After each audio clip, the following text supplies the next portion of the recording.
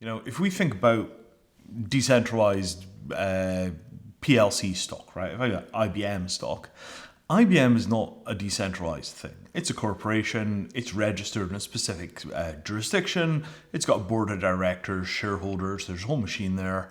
So the underlying asset is singular. There is just one IBM. Contrast that to, for example, a gold token, which might in principle be redeemable against 500 different vaults in 170 different countries, and you could just turn up at any one of those vaults, hand over your token, receive a bar. So, some of these assets are inherently very centralized, some of these assets are potentially decentralized, some of these assets are somewhere in the middle. But I think what it all boils down to, when all is said and done, is a single legal entity responsible for the asset? Right? The IBM board are responsible for the IBM shares, kind of full stop, and there's nothing past that. So I think it'd be helpful to think about this in terms of there are decentralized and centralized assets. And then once those assets are kind of in the ecosystem, you've got centralized or decentralized claims on those assets.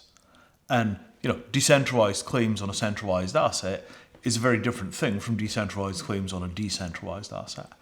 And the KYC, AML, CTF, malarkey,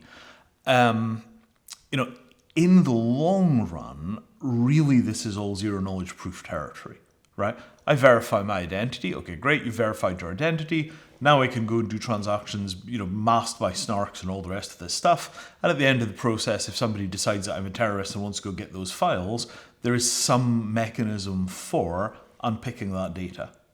And, those kinds of operations are highly tractable now that we have these kinds of technologies. But I sort of feel like, a fundamental solution here has to come from trying to figure out what it is that we're attempting to achieve and what it is we're attempting to protect. And I think that the money laundering question is ill-behaved because of things like the mixers. The same technologies that maybe give you transactional privacy, but with still the possibility of regulatory oversight, are also very tightly coupled to the technologies that could just scramble money and there's absolutely no way to ever trace it ever again.